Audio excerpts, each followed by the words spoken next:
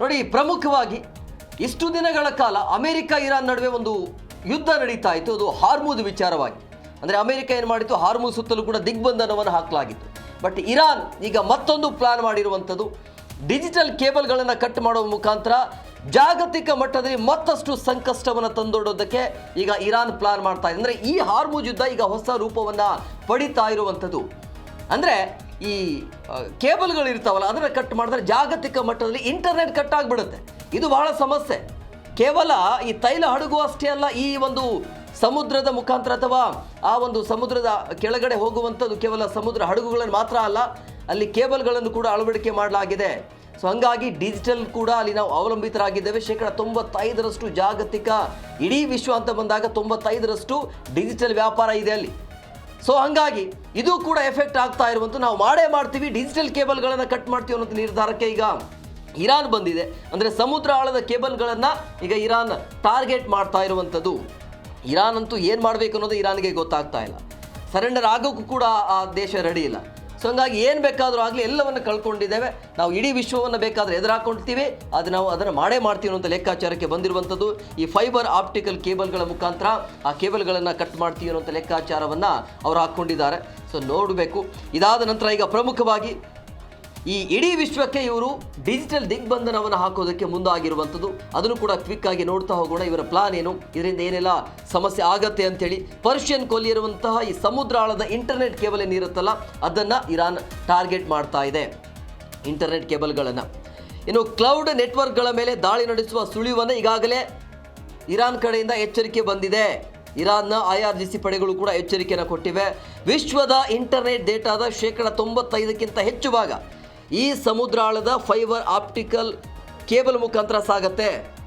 ಇದು ಕೂಡ ಇಂಪಾರ್ಟೆಂಟ್ ನೋಡಿ. ವಿಶ್ವದ ಇಂಟರ್ನೆಟ್ ಡೇಟಾ ಏನಿದೆಯಲ್ಲ, 95% ಹೆಚ್ಚು ಭಾಗ ಅದೇ ಮಾರ್ಗ, ಈ ಹಾರ್ಮುಜ್ ಮಾರ್ಗ ಏನಿದೆಯಲ್ಲ, ಅಂದರೆ ಈ ಒಟ್ಟಾರೆ ಈ ಕೊಲ್ಲಿ ಭಾಗದಲ್ಲಿ ಈ ಸಮುದ್ರ ಆಳದ ಫೈಬರ್ ಆಪ್ಟಿಕಲ್ ಮುಖಾಂತರನೇ ಸಾಗತ್ತೆ. ಸೊ ಕೆಂಪು ಸಮುದ್ರ ಮತ್ತು ಪರ್ಷಿಯನ್ ಕೊಲ್ಲಿಯ ಪ್ರದೇಶಗಳು ಏಷ್ಯಾ ಮತ್ತು ಯುರೋಪ್ ಸಂಪರ್ಕಿಸುವ ಕೊಂಡಿಗಳಾಗಿವೆ. ಸೊ ಇದನ್ನು ಕೂಡ ಇವರು ಟಾರ್ಗೆಟ್ ಮಾಡ್ತಿದ್ದಾರೆ.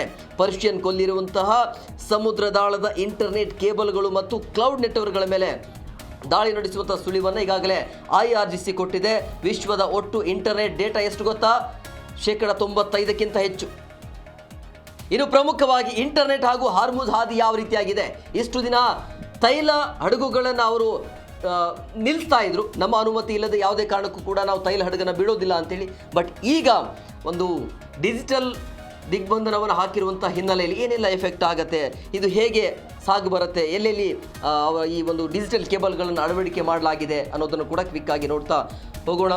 ನೋಡಿ, ಹಾರ್ಮುಜ್ ಜಲಸಂಧಿ, ಇಲ್ಲಿ ಹಾದು ಹೋಗುವಂಥ ಈ ಫಾಲ್ಕಾನ್ AE1 ಅಂಥೇಳಿ, TZN ಗಲ್ಫ್ ಮತ್ತು CME-V ನಂತಹ ಪ್ರಮುಖ ಕೇಬಲ್ ಏನಾಗುತ್ತೆ, ಇರಾನ್ ಗುರಿ ಮಾಡಿರುವಂಥದ್ದು. ಈ ಎಲ್ಲ ಪ್ರಮುಖ ಕೇಬಲ್ಗಳು ಬೇರೆ ಬೇರೆ ದೇಶದ್ದು.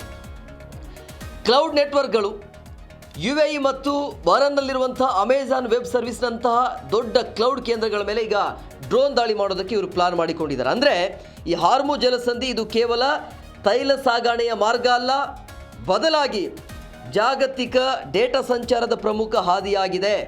ಇಲ್ಲಿ ಹಾದು ಹೋಗುವಂಥ ಈ ಫಾಲ್ಕಾನ್ AE1, TZN ಗಲ್ಫ್, ಅದರ ಜೊತೆಗೆ CME-V ಅನ್ನುವಂಥ ಪ್ರಮುಖ ಕೇಬಲ್ ವ್ಯವಸ್ಥೆಗಳನ್ನು ಇರಾನ್ ಈಗ ಗುರಿಯಾಗಿಸಿಕೊಂಡಿದೆ.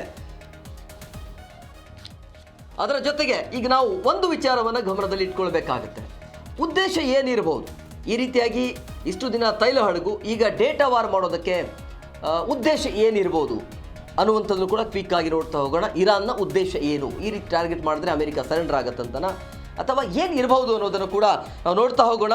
ಡಿಜಿಟಲ್ ದಿಗ್ಬಂಧನ ಅಂತ ಬಂದಾಗ ನೋಡಿ, ಇಲ್ಲಿ ಇಂಟರ್ನೆಟ್ ಕಡಿತಗೊಳಿಸುವ ಮುಖಾಂತರ ಜಾಗತಿಕ ಮಾರುಕಟ್ಟೆಯನ್ನು ಅಸ್ತವ್ಯಸ್ತಗೊಳಿಸುವಂಥ ಸಂಚನ್ನು ರೂಪಿಸಲಾಗ್ತಾ ಇದೆ.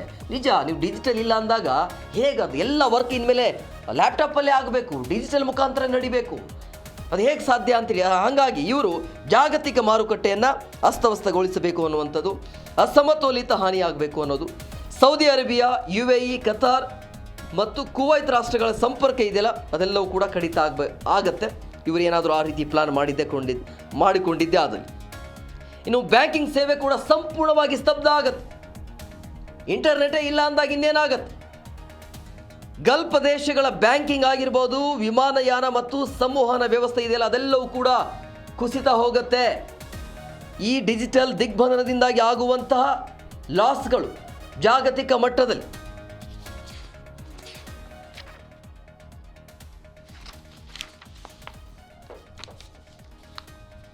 ಇನ್ನು ಪ್ರಮುಖವಾಗಿ ಭಾರತದ ಹಡಗನ್ನ ವಶಕ್ಕೆ ಪಡೆದಿರುವಂತಹ ವಿಚಾರ ಇದೆಯಲ್ಲ ಅದು ಕೂಡ ದೊಡ್ಡ ಮಟ್ಟದಲ್ಲಿ ಸದ್ದು ಮಾಡ್ತಿತ್ತು. ಆ ವಿಡಿಯೋವನ್ನು ಈಗ ಇವರು ರಿಲೀಸ್ ಮಾಡಿದ್ದಾರೆ. ಆ ವಿಡಿಯೋವನ್ನು ರಿಲೀಸ್ ಮಾಡಿ ಹೇಗೆ ಯಾವ ರೀತಿಯಾಗಿ ಅದನ್ನು ವಶಕ್ಕೆ ಪಡೆದಿದ್ರು ಅನ್ನೋದ್ರ ಬಗ್ಗೆ ರಿಲೀಸ್ ಮಾಡಿದ್ದಾರೆ. ಮುಖಕ್ಕೆ ಮಾಸ್ಕ್ ಹಾಕಿರುವಂಥ ಈ IRGC ನೌಕಾಪಡೆ ಕಮಾಂಡರ್ಗಳು ಅಂದರೆ ಯಾವ ರೀತಿ ಹೆಲಿಕಾಪ್ಟರ್ ಮುಖಾಂತರ ಆ ಹಡಗಿನ ಮೇಲೆ ಹೇಗೆಲ್ಲ ಇಳಿದು ಬಂದು ಅದನ್ನು ವಶಕ್ಕೆ ಪಡೆದಿದ್ದಾರೆ ಅನ್ನೋದನ್ನು ಕೂಡ ಅವರು ತೋರಿಸಿಕೊಂಡಿದ್ದಾರೆ. ಭಾರತದ ಹಡಗನ್ನು ಯಾವ ರೀತಿಯಾಗಿ ವಶಕ್ಕೆ ಪಡೆದಿದ್ದಾರೆ ಅನ್ನೋದು.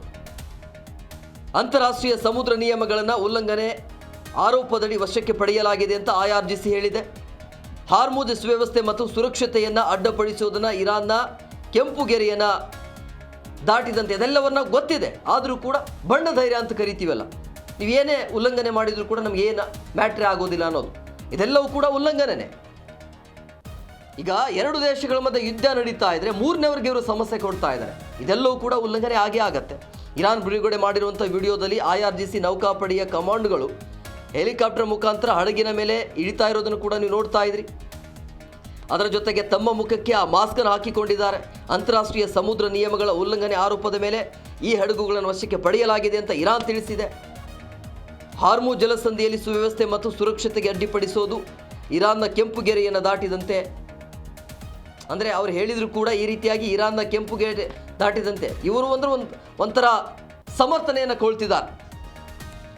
ಸೊ ಹಂಗಾಗಿ ಡಿಜಿಟಲ್ ಲಾಕ್ ಆದರೆ ಭಾರತಕ್ಕೆ ಏನೆಲ್ಲ ಸಮಸ್ಯೆ ಆಗುತ್ತೆ, ಭಾರತದ ಮೇಲೆ ಆಗುವಂಥ ಪರಿಣಾಮಗಳು ಏನು ಅನ್ನೋದನ್ನು ಕೂಡ ಕ್ವಿಕ್ ಆಗಿ ನೋಡ್ತಾ ಹೋಗೋಣ. ಪ್ರಮುಖವಾಗಿ ಇಂಧನ ಅಭದ್ರತೆ ಆಗತ್ತೆ. ಈ ರೀತಿ ಹಡಗುಗಳನ್ನು ವಶಕ್ಕೆ ಪಡೆದುಕೊಂಡಿದ್ದೇ ಆದಲ್ಲಿ ಈಗಾಗಲೇ ಕೂಡ ಭಾರತ ದೇಶ ತತ್ತರಿಸಿ ಹೋಗ್ತಾ ಇದೆ. ಸಾಕಷ್ಟು ಸಮಸ್ಯೆ ಆಗ್ತಾ ಇದೆ. ಕೇವಲ ತೈಲ ಅಷ್ಟೇ ಅಲ್ಲ, ಔಷಧಿಗಳು ಕೂಡ ಈಗ ಸಿಗ್ತಾ ಇಲ್ಲ. ರೈತರಿಗೆ ಬೇಕಾಗಿರುವಂಥ ರಸಗೊಬ್ಬರ ಕೂಡ ಕೊರತೆ ಆಗ್ತಾ ಇದೆ. ನಾನಾ ಸಮಸ್ಯೆ. ಈ ಯುದ್ಧ ಮತ್ತೆ ಕಂಟಿನ್ಯೂ ಆಗ್ತಾ ಇದೆ. ಮತ್ತಷ್ಟು ಸಮಸ್ಯೆ ಎದುರಾಗುವಂಥ ಎಲ್ಲ ಸಾಧ್ಯತೆ ಅಂತೂ ಕಂಡು ಬರ್ತಾ ಇದೆ.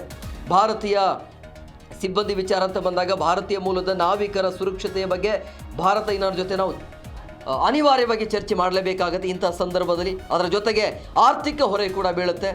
ಸಮುದ್ರ ವಿಮೆ ಹೆಚ್ಚಾಗಿ ಭಾರತದಲ್ಲಿ ಪೆಟ್ರೋಲ್ ಮತ್ತು ಡೀಸೆಲ್ ಬೆಲೆ ಏರಿಕೆ ಆಗುವಂಥ ಸಾಧ್ಯತೆ ಇದೆ.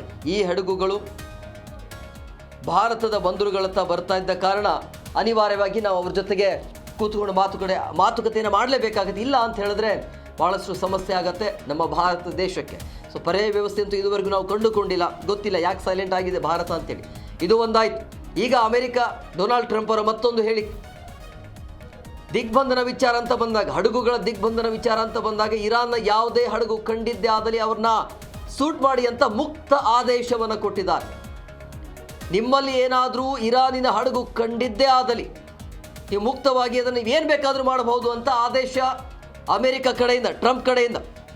ಅಂದರೆ ಇರಾನ್ ನೌಕೆಗಳು ಕಂಡಿದ್ದೇ ಆದಲ್ಲಿ ಉಡಾಯಿಸಿ ಅಂತ, ಸುಟ್ಟು ಬಿಸಾಕಿ ಅಂಥೇಳಿ.